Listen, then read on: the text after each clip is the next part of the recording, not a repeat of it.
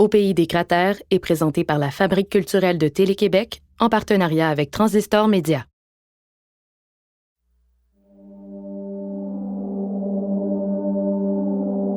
D'où je viens, c'est tellement plat que le soleil finit plus de se coucher. C'est tellement plat que je me suis demandé si on n'avait pas ressenti le besoin d'ériger nos propres montagnes. Des montagnes du haut desquelles on ressent un vertige de contradictions. Puis en ce moment, d'où je viens, on est à la croisée des chemins coulants.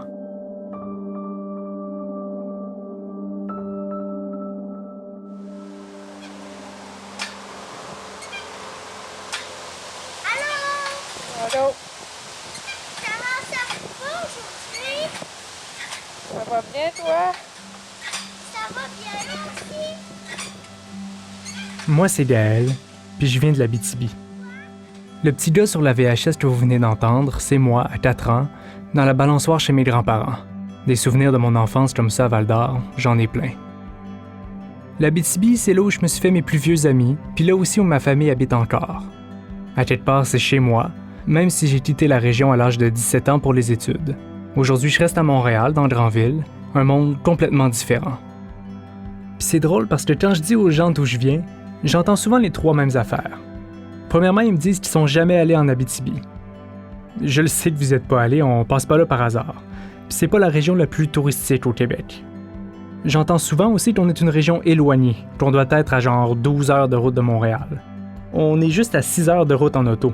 Mais c'est sûr que si tu considères que Saint-Sauveur, c'est dans le nord, je comprends que tu as l'impression que Val-d'Or, c'est la toundra. Puis finalement, on parle toujours des fameuses mouches noires. Oui, il y en a, mais l'Abitibi, c'est pas mal plus que tout ça. C'est des épinettes, des lacs à pu finir, des festivals de musique, d'humour, puis des gens vraiment sympathiques. Mais des fois, dans l'imaginaire collectif, l'Abitibi-Témiscamingue, ça se résume à ce qu'on appelle une région ressource.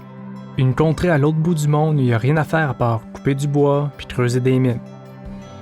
Puis c'est vrai que sur bien des points, l'activité économique de la région, ça se base beaucoup sur ces 2 industries-là. Tellement que ça en devient une culture omniprésente. Je l'aime, l'Abitibi. J'y retourne souvent puis je suis fier de dire que je viens de là. Mais on dirait qu'il a fallu que je parte pour me rendre compte que son grand territoire, je le connaissais pas autant que je pensais. Oui, le monde est en train de changer. De plus en plus, les compagnies en Europe et à travers le monde recherchent des sources fiables, des ressources naturelles dont ils ont besoin pour faire cette transition vers un avenir plus propre. En droite ligne avec cette volonté, je suis très fier de dévoiler le plan pour la valorisation des minéraux critiques et stratégiques. Ce plan de relance économique va positionner le Québec comme un leader dans le domaine. Nous avons la chance d'en avoir dans le sous-sol québécois. Notre gouvernement s'est donc mis au travail pour valoriser ce potentiel-là et de créer des vraies opportunités de développement dans plusieurs régions du Québec. Et là, on se donne un objectif très ambitieux d'atteindre 2 millions de véhicules d'ici 2030. 2 millions de véhicules électriques d'ici 2030. On pose des gestes concrets pour alimenter la transition énergétique, la transition technologique également. C'est des transitions qui sont essentielles à la lutte contre les changements climatiques. Récemment, on parle plus d'une crise climatique. Les effets s'observent partout sur la planète. Cette urgence-là, je la ressens et le manque d'action m'inquiète.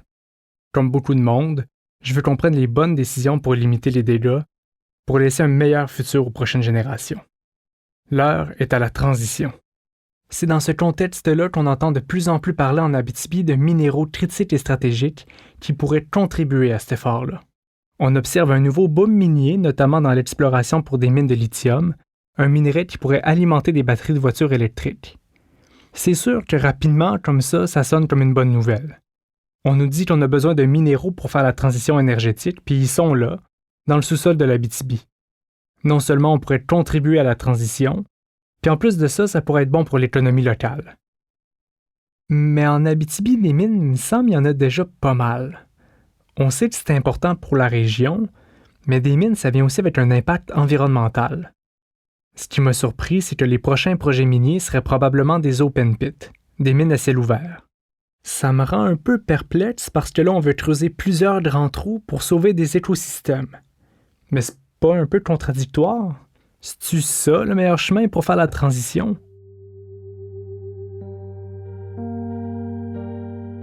Là, je veux pas être le péteux de party puis vous dire que ces minéraux-là, ils servent à rien. Je veux juste prendre le temps de réfléchir à ça. Ça va être combien de trous? Ça va servir à quoi exactement? Est-ce que ça va nous permettre d'atteindre nos cibles? Les gouvernements ont l'air d'avoir grand avec ces projets-là, mais où est-ce qu'on s'en va avec ça exactement? On le sait-tu tant que ça?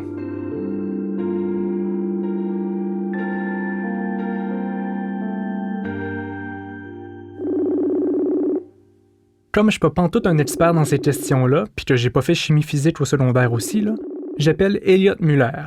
C'est un ingénieur spécialisé en génie de l'environnement et en cycle de vie des produits. Je veux commencer par la base puis comprendre pourquoi on a autant besoin des minéraux critiques et stratégiques pour la transition. Parce que ça vient toucher à deux vraiment questions qui sont très actuelles, qui sont à la fois la transition numérique. Donc tous ces métaux et ces minéraux-là sont beaucoup utilisés dans tous les appareils numériques qu'on utilise et qu'on utilise de plus en plus aujourd'hui, mais aussi dans la transition vers une économie bas carbone et notamment dans la production de batteries. Donc ce sont des matériaux qui sont beaucoup utilisés et qui vont être de plus en plus utilisés. Et l'enjeu, c'est que la plupart de ces minéraux-là sont déjà présents en quantité relativement limitée sur Terre, ou sont accessibles en tout cas en quantité limitée sur Terre, et dans des zones souvent très limitées. Donc ça revêt tout de suite d'une importance géostratégique d'avoir accès à tous ces minéraux-là pour la transformation des économies dans un futur proche. Donc, sont vraiment vus comme des outils pour aider la transition énergétique. Entre autres, oui, en particulier, oui. Le lithium, par exemple, fait partie de la liste de ces minéraux critiques et stratégiques. À quoi il sert dans ces deux volets-là que vous avez décrits? Alors, la principale utilisation... Le lithium, historiquement, il était utilisé dans plusieurs applications différentes, que ça pouvait aller de la métallurgie, de la production de verre ou de céramique, mais aussi, en particulier, puis c'est comme ça qu'il est le plus utilisé maintenant, c'est pour la production de batteries. Donc, ça soit dans les secteurs de l'énergie, des télécommunications ou, bien sûr, du transport. Mais pourquoi est-ce que l'électrification des transports s'est autant mis de l'avant dans ce plan-là de transition énergétique? Alors déjà, pour préciser, c'est pas exclusivement pour les véhicules et les voitures, c'est aussi pour tout un tas d'autres utilisations de batteries, dans tout ce qui est de l'électronique, dans aussi les batteries stationnaires. On utilise vraiment ces batteries-là pour beaucoup de choses et pas seulement les véhicules, mais en particulier, effectivement, on parle beaucoup des véhicules en ce moment. Alors pourquoi électrifier le secteur du transport, c'est vraiment important? Parce que tout d'abord, c'est le secteur ou un des secteurs qui a le plus d'impact sur les émissions de gaz à effet de serre des économies modernes. En particulier, on estime que ça représente 30% des gaz à effet de serre émis au Canada et 40% au Québec. Donc on voit que c'est des secteurs qui seraient les secteurs principaux sur lesquels venir jouer. Et en plus, ça tombe bien parce qu'il y a des technologies qui existent pour venir décarboner ces secteurs-là, ce secteur du transport, ce qui n'est pas le cas pour toutes les technologies qu'on voudrait venir décarboner. Une des réponses faciles que le Québec peut avoir pour aider à la transition énergétique, se décarboner, les transports, c'est une grosse part du gâteau. Oui, exactement. C'est même la principale part, ou en tout cas une des parts principales du gâteau, en particulier au Québec, où on a la chance d'avoir un mix électrique très peu carboné actuellement. Donc l'électrification aurait vraiment un impact très important sur la réduction de nos gaz à effet de serre. Après, il y a une toute petite nuance à apporter à ça, c'est qu'il faut faire attention. Oui, actuellement, notre mix électrique est très peu carboné, parce que notamment, il est très basé sur l'hydroélectricité au Québec. Mais si on vient électrifier des pans entiers de l'économie qui n'était pas auparavant, notamment les transports, on va venir avoir une demande de consommation d'électricité qui va exploser, qui va devenir beaucoup plus importante. Donc, il faut s'assurer comment est-ce qu'on répond à cette augmentation de la demande-là et qu'on le fasse toujours avec des solutions peu carbonées.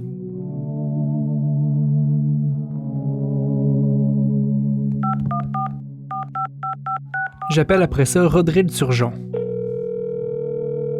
Bonjour Rodrigue. Bonjour. Rodrigue, c'est un avocat spécialisé en droit de l'environnement. Il est co-responsable du programme national de Mine Watch Canada et aussi co-porte-parole de Québec Meilleure Mine. Il s'est opposé entre autres à quelques projets de mines de lithium qui étaient en développement à l'époque. Pourquoi qu'on est autant sur l'accélérateur, sur ces minéraux-là? La justification verte, là, entre guillemets, là, que le gouvernement et l'industrie prônent, c'est de dire que l'utilité de ces métaux-là va permettre de décarboner l'économie. Que ces métaux-là vont permettre d'offrir davantage de véhicules électriques individuels. Au-delà de ce discours-là marketing, il n'y a pas de démonstration chiffrée là, sur à quel point ça va nous permettre de rencontrer les cibles climatiques dans un délai précis. Partant de l'exploration, de l'acquisition d'un claim jusqu'à l'exploitation puis la fin du gisement, l'exploitation du gisement, ça se déroule sur une échelle de 40 ans. Là, c'est un plan qui se chiffre en plusieurs décennies. C'est pas un plan à court terme d'intervention pour sobrer l'économie en carbone. Là. C'est comme donc c'est une grande hypocrisie de la part du gouvernement là-dedans à mettre de l'avant ce plan-là comme une solution à la crise climatique, alors que la crise climatique, elle est immédiate et elle requiert des actions draconiennes immédiates. Et on se retrouve dans une région ici, l'Abitibi-Témiscamingue, le territoire non cédé à Anishinaabe-Aki, où il y a un accaparement des terres drastique, extraordinaire et finalement comme vraiment bouleversant là, dans la dernière année. Là, il y a eu de larges pans du territoire non cédé de la nation Anishinaabe qui ont été claimés par des sociétés minières pour développer des projets de mines de lithium. Donc, on est au stade de l'exploration. C'est des claims, des titres d'exploration, des permis d'exploration minière exclusifs qui ont été accordés à ces sociétés-là, des centaines de sociétés-là. Mais tout de même, ça couvre très large et il n'y a personne qui a été informé de ça. Communiqué de presse de l'entreprise minière Sayona le 19 janvier 2023. L'année 2023 sera remarquable à tous égards pour Sayona et pour le Québec en entier, alors que les premières tonnes de spodumène de lithium seront produites à notre complexe Lithium Amérique du Nord. L'enthousiasme et la fierté de produire enfin du lithium ici se transposeront à l'ensemble de nos projets et nous propulseront dans l'atteinte de nos ambitieux objectifs pour tout le Québec. Le moment sera historique. C'est ici, au Québec, en Abitibi-Témiscamingue, qu'opérera le seul producteur de lithium en Amérique du Nord. Ça bouge rapidement en Abitibi. Il y a plusieurs compagnies qui font du forage exploratoire un peu partout sur le territoire pour trouver des minéraux critiques et stratégiques. Au moment de commencer le balado, il y a seulement 3 projets actifs dans la région, tous sous la même compagnie, Sayona. Il y a le projet Tanzim au Témiscamingue, au nord du lac Simard, une continuité de la rivière des Outaouais. Le projet se trouve près de la communauté Anishinaabe de Long Point First Nation, plus précisément à Winway. Il y a aussi le projet Hautier, qui se trouve tout près d'un estuaire, à quelques kilomètres au sud d'Amos, près du village de Lamotte. Ça se trouve sur le territoire ancestral de la communauté Abitibi-Winni de Picogan. Et puis récemment, il y a eu l'ouverture du complexe minier Lithium Amérique du Nord. Ça se trouve à Lacorne, un village à 30 minutes au nord de Val-d'Or, où il y a une partie de ma famille qui habite. La fosse est déjà présente parce que c'est une mine qui a réouvert, en fait. Elle avait fermé et changé de compagnie à plusieurs reprises. Mais cette fois, j'entends dire que les gens de Lacorne ont plus d'espoir parce qu'on transforme maintenant la ressource sur place. D'ailleurs, mes parents m'ont dit que mon oncle, un foreur depuis plusieurs années, pourrait peut-être commencer à travailler là-bas pour se rapprocher de chez lui et de sa famille, à la place de faire des long runs dans le nord du Québec. Ça me fait penser que ce balado-là va être délicat à faire. Je me demande comment mes proches vont percevoir ça, puis si je vais pas mettre quelqu'un dans l'embarras. Parce que quand on vient de l'Abitibi, on connaît presque tous quelqu'un qui travaille dans les mines. C'est un sujet qu'on n'aborde pas nécessairement dans les soupers de famille. Quand tu sens que c'est les mines qui font rouler ta ville, mettons que tu poses pas trop de questions. Puis c'est précisément ça que je vais faire avec mon balado. Super. Le fait que j'ai quitté la région il y a plus de 10 ans, ça me donne l'impression que j'ai pas trop le droit d'aller gratter des bobos, de poser des questions ou même de faire un balado là-dessus. Comme si, de la métropole, de l'autre bord du parc La Vérandrie, j'ai plus vraiment un droit de regard sur ce qui se passe dans ma région natale. Je pense que j'ai besoin de parler avec un de mes plus vieux amis, un expatrié comme moi, Alec. On s'est donné comme point de rendez-vous la mythique et toujours savoureuse pataterie de la rue Ontario dans Hochelaga-Maisonneuve. C'est un endroit où on a l'habitude de se rencontrer pour prendre des nouvelles. Il vient d'être papa. Il est quoi? Il est papa. Il vient d'être père. Ah ouais? Ouais. Shit. Alec a grandi comme moi en Abitibi. Il habite maintenant à Montréal et ça a même été mon coloc pendant plusieurs années. Aujourd'hui, il termine une maîtrise en histoire de l'art sur les belvédères industriels. Il s'est particulièrement intéressé à celui qui surplombe la fosse de la mine canadienne Malartic, une des plus grosses mines à ciel ouvert au Canada. Moi, ce qui arrive, c'est des fois, j'ai l'impression que ça fait tellement longtemps que je suis parti de l'Abitibi que je me sens un peu imposteur de prendre position. Tu sais, j'ai l'impression, je sais pas si j'ai vraiment encore le balayage culturel abitibien pour que mon droit de parole soit valable. D'accord? Je sais pas si tu as le même feeling quand tu travailles. As-tu l'impression que tu appartiens encore à l'Abitibi puis tu as le droit de parler comme tu n'habites plus vraiment nécessairement sur place? Honnêtement, là, dernièrement, moi, j'ai commencé à sortir un peu de cette espèce de dilemme-là, qui est un faux dilemme, je pense, parce que quand même que tu serais là, tu ferais dire que tu ne travailles pas dans la mine. Là, si tu travailles dans la mine, tu te dirais « Ouais, mais si tu te prononces là-dessus, tu connais rien à ça. » Tu sais, comme, je pense que des fois, tu tombes dans des questionnements, justement, d'ordre public, des questionnements politiques. Je pense qu'il faut tenir compte des différentes postures qui existent. Comme, tu sais, oui, il faut tenir compte de la posture du travailleur, la posture du gestionnaire de l'entreprise, mais après ça aussi, je crois que c'est intéressant d'avoir le point de vue de la personne qui a une distance, justement, qui est comme moi, je suis à Montréal. Puis après ça aussi, c'est drôle, juste pour un peu terminer sur ça, l'espèce d'argument de « Ah, t'es pas là, tu peux pas décider, tu peux pas te positionner ». Mais ça, c'est tout le temps un peu dans l'inverse. En fait, l'inverse, qu'est-ce qui est drôle, c'est que les gens qui investissent, puis les gens qui décident si un projet a lieu ou si une mine ferme, ils sont où ces gens-là? On sait même pas sont où, genre. C'est genre des actionnaires qui sont à Toronto ou qui sont dans des États X, des États en fait inconnus. Tu sais, pourquoi on pourrait à distance pitcher tant de millions d'argent pour faire une mine, mais pourquoi on pourrait pas à distance soulever des questions? Je pense que c'est un piège en fait de tomber là-dedans. Merci. Merci, parce que des fois, c'est la peur que j'ai. T'sais. Je comprends ce que tu veux dire, parce que moi aussi, exemple, tu sais, là, dans ma famille, quelqu'un commence à travailler dans les mines, puis je suis content pour cette personne-là. Là, ouais. Honnêtement, je suis vraiment... Puis je m'intéresse aussi à ce qu'elle fait. Je m'intéresse à comme... Tu sais, il faut vraiment distinguer, l'industrie minière de ses travailleurs. Oui, ça, c'est deux affaires différentes. Puis après ça, c'est pas parce que tu veux qu'une mine, par exemple, paye 20% de redevance, là, c'est un chiffre comme ça. C'est pas parce que tu veux ça que tu veux que la mine ferme ou que tu veux que les travailleurs perdent leur job. Moi, je pense que c'est le contraire, en fait. Là. Les gens se sentent attaqués dans leur portefeuille directement, puis dans leur... On dirait que défendre l'Abitibi, c'est que t'as pas le droit de questionner. Ça, c'est à cause de l'industrie minière, du régime de peur qui est installé dans cette région-là. Là. C'est juste... Parce qu'il y a des mineurs qui parlent là, quand tu vas pas à la mine, la peur est installée par la menace de fermeture, la menace... Oui, en fait, la menace de fermeture, c'est un peu l'espèce de... Ouais. Mais j'ai l'impression aussi que des fois, en Abitibi, les gens ont l'impression qu'il n'y a plus rien qui va marcher sans les mines. Tu sais. Mm-hmm. Je sais pas. Je crois que c'est un piège aussi. Est-ce qu'en ce moment, l'Abitibi, ça roule? Est-ce que le fait qu'on multiplie les projets miniers ou les gros salaires avec des jobs qui sont précaires souvent, mais qui sont aussi... qui sont précaires, mais qui sont aussi de courte durée. Est-ce que ce modèle-là, en ce moment, fait que Malartic se développe? Est-ce que ça fait que Val-d'Or se développe? Puis, tu sais, c'est quoi aussi se développer? On dirait que c'est ce sympathique mélange de conversation profonde puis de patates frites qui m'a donné le coup de pied ultime pour me décider à partir. Une couple de jours avant le départ, je suis allé regarder une carte des claims au Québec. Un claim ou un titre minier, en gros, c'est un terrain sur lequel un particulier ou une compagnie a un droit d'exploration minière exclusif. Puis quand j'ai vu la carte, j'avoue que je m'attendais vraiment pas à ça. Chaque petit carré en rouge, c'est un claim, puis des petits carrés, il y en a partout.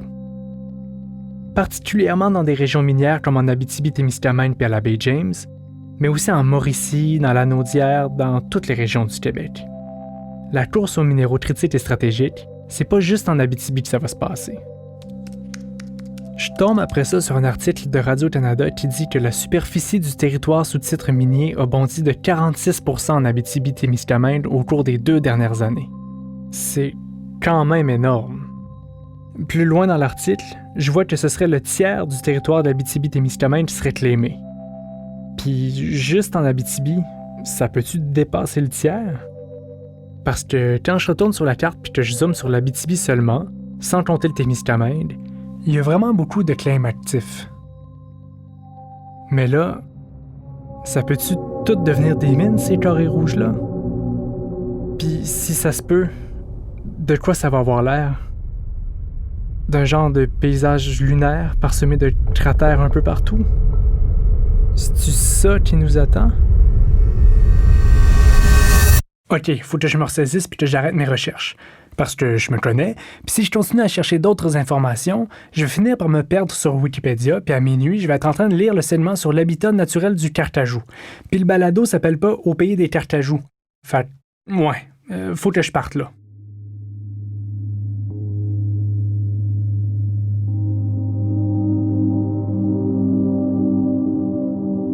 Même si je m'en vais aborder des sujets sensibles, même si j'ai l'impression que je vais ouvrir une boîte de Pandore, de continuer à pas en parler, je pense que ce serait une erreur.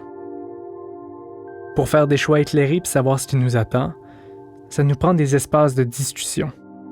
Moi, j'ai l'impression que ce qui va bientôt se passer en Abitibi, c'est important. Puis qu'on n'a pas beaucoup de temps pour prendre les bonnes décisions.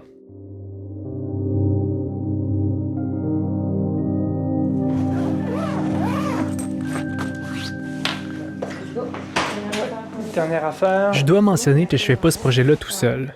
Il y a ma blonde, Élise, qui part à l'aventure avec moi. C'est elle qui va prendre le son, entre autres, mais vous allez l'entendre aussi dans le balado à quelques reprises. Ben correct. Comme là, vous l'entendez pacter les choses puis s'assurer qu'on n'a rien oublié avant de partir. Je veux que ça reste au frais.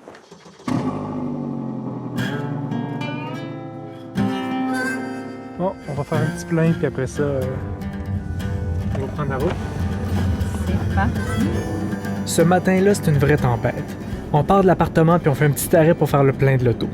Après, on traverse l'île de Montréal, on embarque dans le trafic à Laval jusqu'à Saint-Jérôme en passant par Mirabel. On entre enfin dans les montagnes des Laurentides.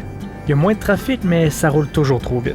On laisse derrière nous Saint-Sauveur et Sainte-Adèle, ou ce que les Montréalais appellent le Nord, suivi par Sainte-Agathe, les ronds-points de Mont-Tremblant, le village de la Belle, Rivière-Rouge, Lac des Écorces, puis enfin, Mont-Laurier. Mont-Laurier, c'est ce qui marque dans ma tête la moitié du chemin entre Montréal et Val-d'Or. Une ville interminable à traverser, les feux de circulation sont mal timés, c'est comme des obstacles pour te garder en otage puis te forcer à manger un burger. Puis la dernière étape avant Val-d'Or, ben c'est la plus longue, puis c'est le parc La Vérandrie. Le bout qui fait que la plupart des gens, quand c'est la première fois qu'ils s'en vont en Abitibi, se demandent pourquoi à l'autre bout de ça.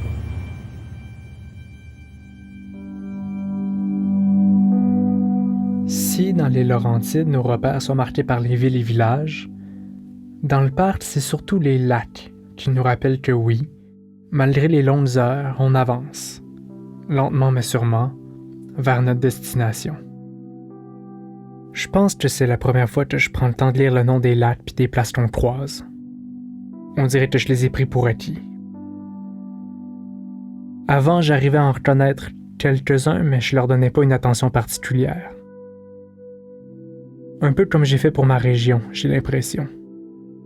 J'ai vécu là, mais j'ai pas pris le temps de comprendre tout ce qui m'entourait. On passe le lac Snell, le lac Roland avec les chutes Roland, le lac Kinongé. Je vois que sur une roche, c'est écrit Pierrette plus Roger. Sur une autre, Landback. On fait un arrêt presque obligé au domaine, puis on repart tout de suite. Kilomètre 348, le lac Réty, le lac Kamatose, on passe à côté de Dorval Lodge, on traverse la rivière des Outaouais. Le lac d'Ozois n'est pas encore calé, mais le niveau de l'eau semble bas en dessous de la glace. Le lac du Gabbro, près du garage à ambulance, Kitsisakik, lac McLaurin, la zone 3 puis Louvicourt. Ici, quand on arrive, on dirait que le ciel y est plus grand. C'est pas tout de suite. Ben, on va le château d'eau. On voit le château d'eau, on est arrivé. Ah oui, moi je le voyais pas derrière la bonne. Et là, on a la bonne pancarte Bienvenue à Val-d'Or, secteur urbain. C'est le gros trou à l'entrée de la ville. Pour nous autres, il est normal. Mais maintenant que j'habite plus vraiment à Val-d'Or, c'est là que je me rends compte que c'est quand même drôle d'arriver dans une ville, puis une des premières affaires que tu vois, c'est un énorme trou comme ça.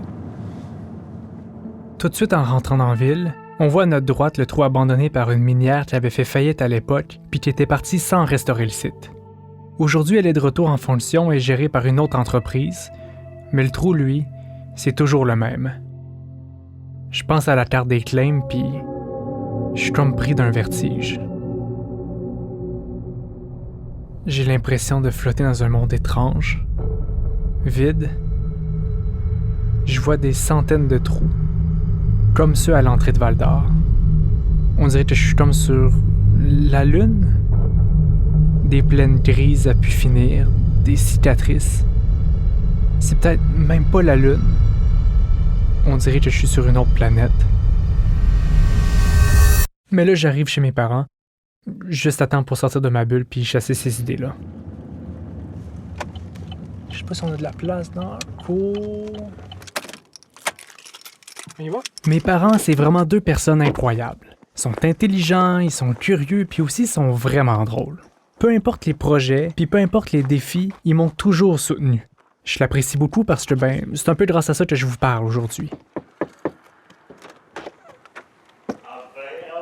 Allô? Ça va? Allô? T'as fait pas de route? Oui, c'était long, mais on est là. T'as trouvé ça long, facile.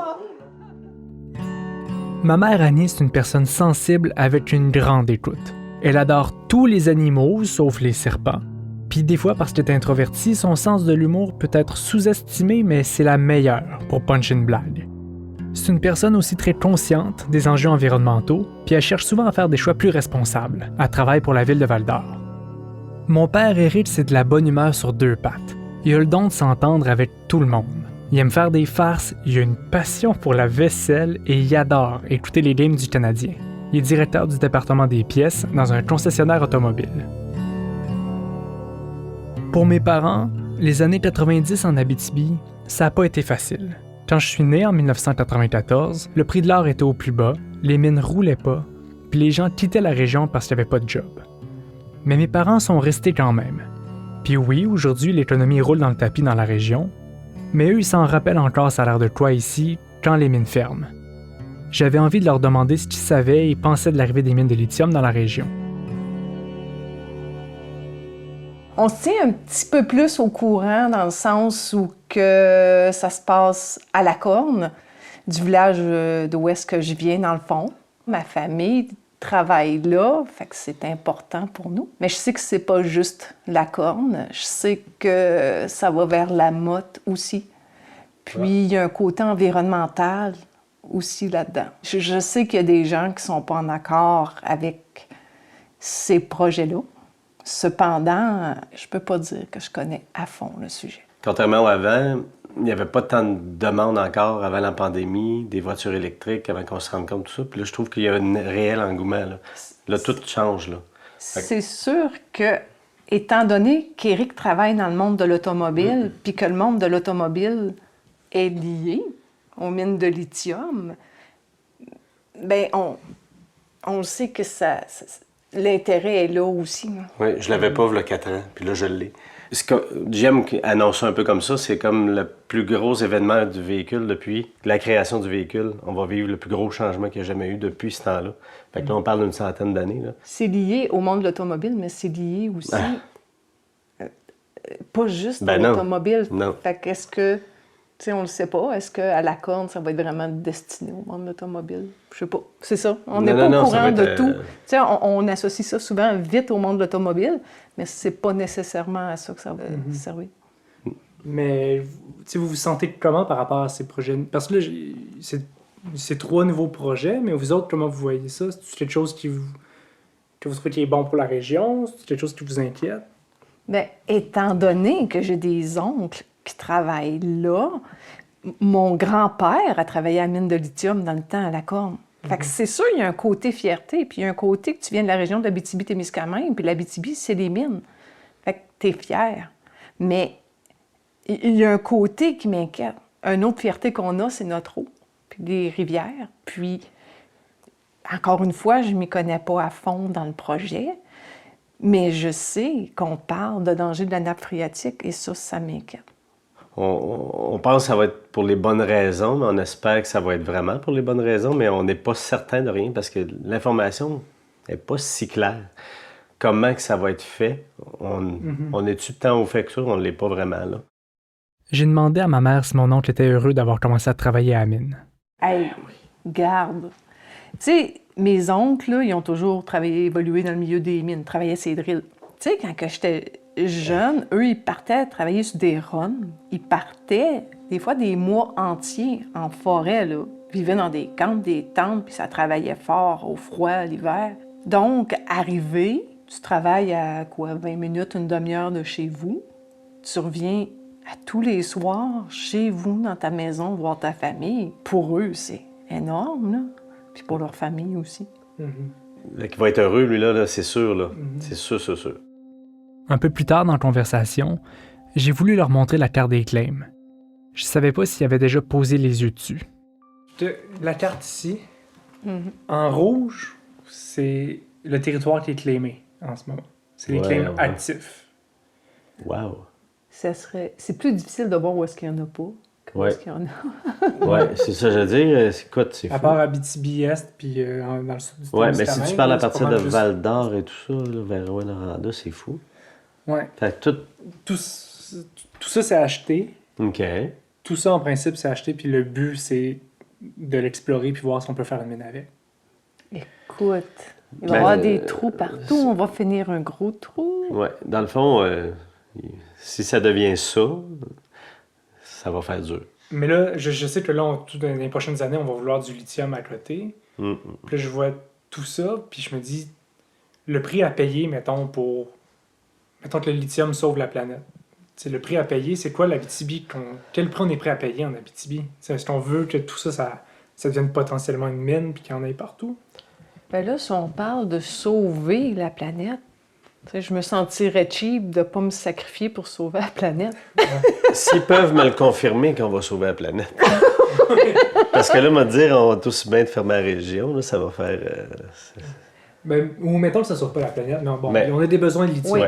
On a besoin de lithium. Pour des voitures, mettons. Pour des voitures. T'sais, pour des voitures, je me dis, est-ce que les voitures sauvent le monde?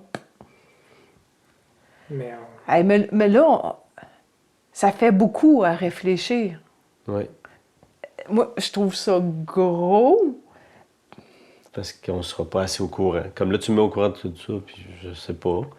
Puis je Ben sais moi, pas si le monde réalise l'impact que ça pourrait avoir, mettons que ça serait tout vrai. Oui, t'as pas... Il se rend pas compte, ça te glisse entre les mains. Je suis pas capable de répondre. Non, mais je sais, c'est vrai. Je me rends compte que j'ai pas assez d'éléments pour répondre à ta question. C'est inquiétant. Ben oui. Ben, jusqu'à Parce que dans le certain point, fond, oui. je le sais pas. Ouais. Mais quand tu regardes juste la carte de même, c'est sûr, je dis non. Là. Moi non plus, j'en ai pas assez d'informations. Il me manque des réponses. Si mes parents sont confus, si je le suis, on n'est peut-être pas tout seul à l'être. Puis si on est une gang à pas trop comprendre ce qui se passe, on est-tu vraiment prêt à foncer dans un nouveau boom minier puis un possible plan de transition énergétique? Dans les prochains épisodes, vous allez m'entendre discuter avec des travailleurs du secteur minier, des citoyens, des membres de ma famille, des experts en environnement, en économie et en développement social.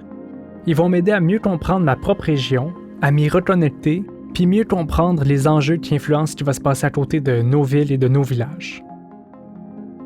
Mais pour commencer, je trouve ça important et logique même d'aller à la rencontre de ceux qui occupent le territoire ici depuis des millénaires, les Anishinabés. Je vais rencontrer quelques membres de communautés qui sont aux premières lignes des projets miniers à venir. J'ai envie d'écouter ce qu'ils ont à dire sur ces projets-là, mais aussi sur le territoire, qui ont vu changer rapidement au cours des dernières années.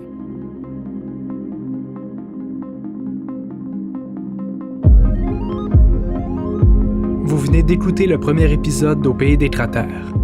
Merci aux personnes entendues dans cet épisode, Elliott Muller, Rodrigue Turgeon, Alec White, Annie Saint-Pierre et Éric Poirier. Scénarisation, réalisation et prise de son, Élise Ecker-Lambert et Gaël Poirier. Conseil au contenu, Sonia Bonspil-Boileau et Richard Desjardins. Niawan et merci. Production, montage et lecture des communiqués, Élise Ecker-Lambert. Narration, Gaël Poirier. Enregistrement des voix, Gabriel Poirier-Lemoine. Musique originale, Monsieur Saturne. Musique additionnelle, Saratoga. Conseil à la composition musicale, Claudie Bertounesque. Conception sonore, Mathieu Bourque. Mixage sonore, Luc Boudria. Coordinatrice de projet, service sonore chez Melz, Caroline Bernard. Directeur développement des affaires post-production chez Melz, Raphaël Rainville. Conseil juridique, Vanessa Lubino, Artem. Remerciements spéciaux, Melz, Annie Saint-Pierre, Éric Poirier, ainsi que Thomas Gauthier et Brigitte Voisard. La création de cette œuvre a été rendue possible grâce au soutien financier du Conseil des arts et des lettres du Québec, le Conseil des arts du Canada, Prime et Logique, les Offices jeunesse internationaux du Québec.